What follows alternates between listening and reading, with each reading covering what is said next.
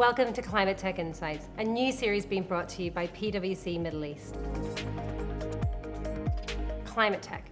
It is an umbrella term. It covers many business verticals and industries, and it hides the complexity of all of the impact technologies that lie underneath. And precision agriculture is taking deep and emerging technologies to provide very focused interventions on specific challenges. We've brought one of those in to talk to us today.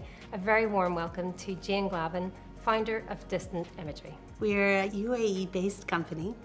We customize and build our own aerial solutions, such as kites, balloons, drones, so that we can do environmental analysis as well as restoration.